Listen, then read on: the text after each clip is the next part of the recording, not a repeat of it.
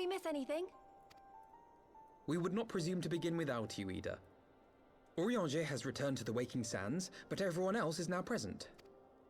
Yes, but for what exactly? We all have duties to attend to, Alphino, so you may dispense with the preamble. Thank you, Elise. It is the very subject of those duties which compelled me to call this gathering. Though the Warriors of Darkness no longer pose a threat, Eorzea's many troubles demand no less of our attention. And while I stand by the decision to approach each task as we see fit, I fear our effectiveness will ultimately be diminished should we continue to act in ignorance of each other's efforts. Thus, I propose we elect a successor to Minfilia. Not to serve as a fully fledged antecedent, perhaps, but as a coordinator of operations. Is that all? Oh, then the decision seems clear. No one else has shown any enthusiasm for the role, and judging by your performance at our previous meeting, you would seem the perfect candidate. You always did have a flair for politics.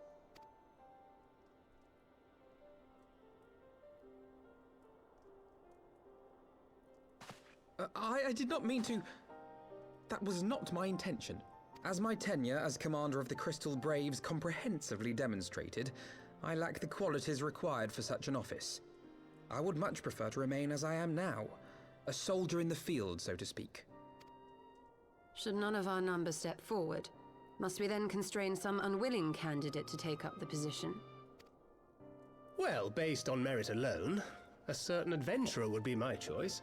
Though I concede she might struggle to balance her new responsibilities with, let me see, slaying primals, thwarting legatuses, and feeding the orphan poor. Thancred makes a good point.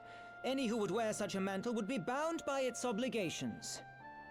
Have we not become sufficiently familiar with each other's methods to act without an overseer? At present, I see no cause to so willingly limit one of our number. Oh my goodness! Help! I need some help here!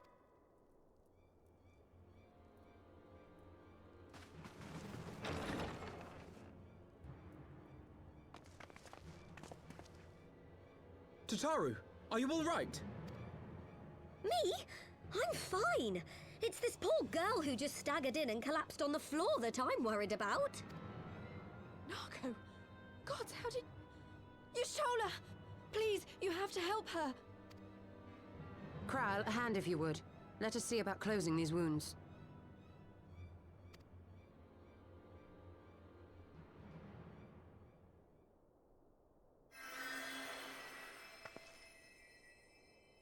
Now, we've staunched the bleeding, but it may be a while before you can move about again.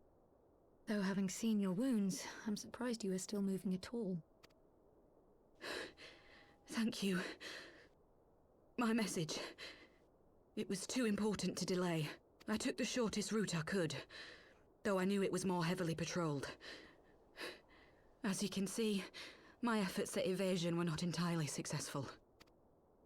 Honestly, you're too brave for your own good. What was so urgent that you needed to fight half the Empire to get here? You could have been killed. I'm sorry, Ida. I had good reason. But I imagine your friends are wondering who this bloody mess of a Mikote is. My name is Minago, and I belong to the Alamegan Resistance. I came to warn Ida and Papalimo about one of our leaders. A man who calls himself the Griffin.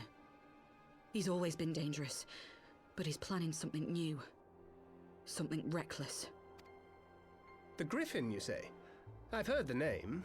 Rumor has it your man is eager to test his claws. Aye, and on no easy target. He means to assault Belsar's wall from the Alamegan side. But what does the Griffin possibly hope to gain from such an attack? From what I understand, he wants the fires of war to spread to Eorzea. And for that, he needs to control the border with Gridania.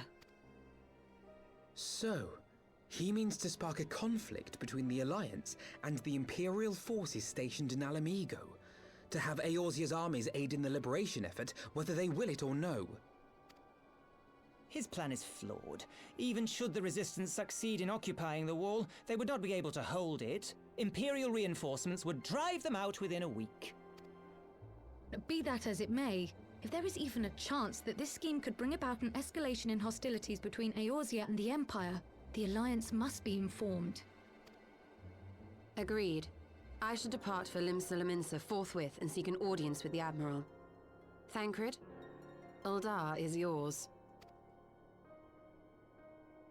Alphinaud and Alize, make haste to the Twelveswood and notify the Elder Seedseer of the danger to Gridania. She will duly call a council of the Alliance leaders, whom you must be ready to receive. You will be our voice in Ishgard. Explain the situation to Sir Emmerich and encourage him to send an envoy. To Taru, Kryl, I leave the care of our injured messenger to you. See that she remains quiescent and her wounds closed.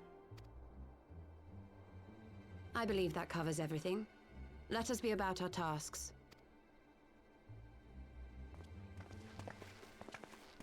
I suspect the ill tidings from Girabania will be held as a turning point. The beginning to a bloody end. The business of war was ever conducted with the coin of self-sacrifice.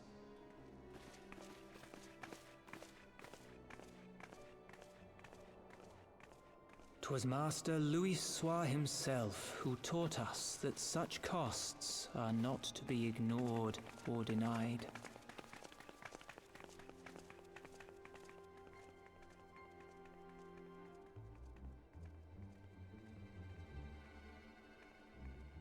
And so, I shall embrace them.